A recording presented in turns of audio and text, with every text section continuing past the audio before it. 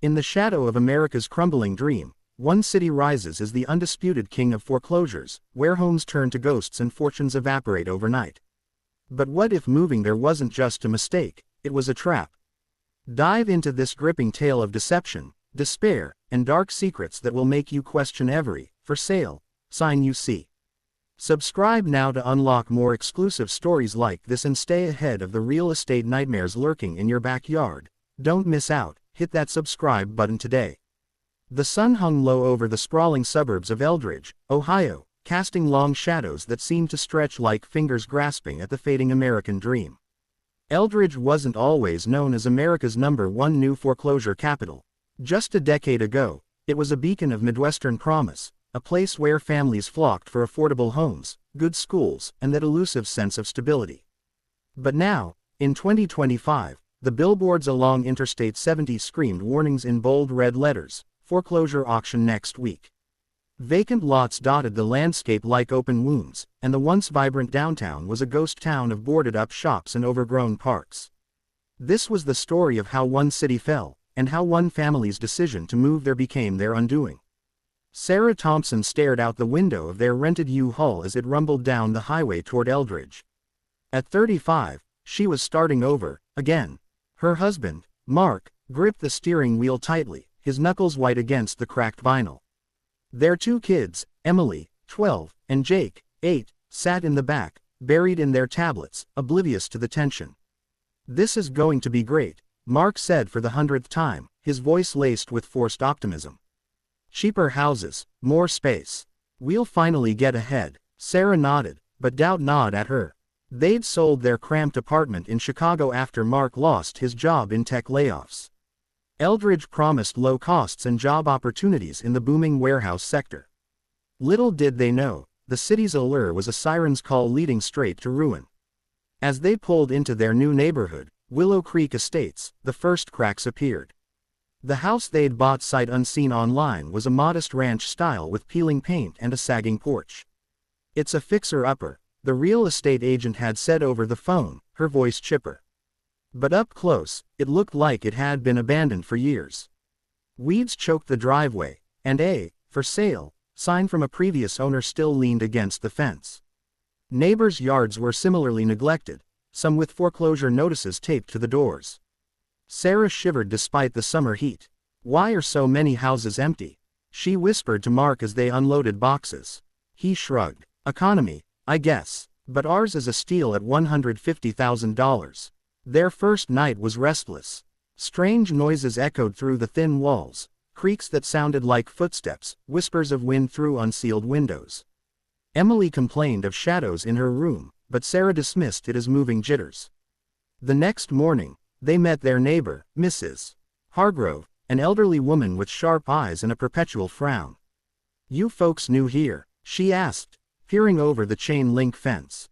"Word of advice: don't get too attached. This place eats dreams." Sarah laughed it off, but Mrs. Hargrove's words lingered. She explained how Eldridge boomed during the pandemic with remote workers fleeing big cities, driving up prices. Then, interest rates spiked, jobs vanished, and the foreclosures started. "It's like a plague," she said. "One house goes, then the whole block." Mark found work quickly at an Amazon fulfillment center on the outskirts of town. The pay was decent, but the hours were grueling, 12-hour shifts sorting packages in a windowless warehouse. Sarah took a part-time job at a local diner, slinging coffee to truckers and locals who all seemed to share the same weary expression. The kids adjusted to school, but Emily came home with stories of classmates whose families had been evicted. "Tommy's dad lost their house," she said one evening over dinner. "They live in a motel now." Jake piped up, "Can that happen to us?" Mark ruffled his hair. "Not if we work hard, buddy." Weeks turned into months, and the initial excitement faded. Bills piled up faster than they could pay them. The mortgage, though low, came with hidden fees, adjustable rates that crept up like thieves in the night. Sarah noticed the fine print too late. Their loan was subprime, courtesy of a shady lender who'd promised, no questions asked. Groceries cost more here, isolated from big chains, and gas prices were inflated by the lack of competition. One night, after a particularly exhausting day, Sarah sat at the kitchen table crunching numbers. "We're barely breaking even," she admitted. Mark sighed. "It'll get better. The city says new developments are coming." But Eldridge's promises were empty. The mayor, a slick-talking politician named Harlan Reed, had campaigned on revitalization, new factories, tech hubs, even a casino to boost tourism. Billboards touted, "Eldridge rising." Yet, behind the scenes, corruption festered. Reed was in bed with developers who bought up foreclosed properties at pennies on the dollar, flipping them to unsuspecting out-of-towners like the Thompsons.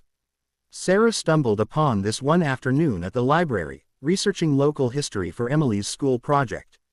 Old newspapers detailed scandals, kickbacks, zoning fraud, even ties to organized crime from nearby Cleveland. "This city's built on quicksand," a retired journalist told her in hushed tones. As fall approached, the first signs of trouble hit home. A letter arrived from the bank, notice of rate adjustment. Their monthly payment jumped by $300. Mark worked overtime, but exhaustion led to mistakes, a dropped pallet that injured a coworker. He was put on probation. Sarah's diner shifts dwindled as customers thinned out, rumors swirled of the place closing. The kids sensed the stress. Emily withdrew, spending hours alone in her room, while Jake had nightmares about losing the house. One stormy evening, the power flickered out, plunging Willow Creek into darkness. Sarah lit candles, and the family huddled in the living room. That's when Mrs. Hargrove knocked, drenched from the rain. "You need to know the truth," she said, handing Sarah a folder of clippings. Inside were stories of families like theirs, lured by cheap housing, only to be crushed by rising costs and falling values. Eldridge isn't just foreclosing homes, it's foreclosing futures.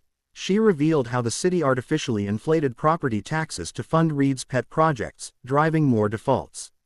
They call it progress, but it's predation. Inspired by Mrs. Hargrove's words, Sarah dug deeper. She attended a town hall meeting where residents vented frustrations. "My home's worth half what I paid," one man shouted. Reed dismissed them with platitudes. Tough times require tough choices. But Sarah met others, a support group of foreclosure victims. There was Carlos, a mechanic who'd lost his garage, Linda, a single mom evicted with 3 kids, and Tom, a veteran fighting the bank. They shared horror stories, predatory loans, robo-signing, even forged documents. "It's a system designed to fail us," Tom said. Mark was skeptical at first. "We can't fight City Hall." But when their water bill tripled due to infrastructure fees, he joined Sarah at the next meeting. Tensions boiled over when a developer announced plans to raise Willow Creek for luxury condos. "Affordable housing my ass," Carlos muttered.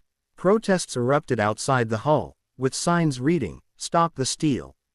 Police in riot gear dispersed the crowd, but not before Sarah captured it on her phone.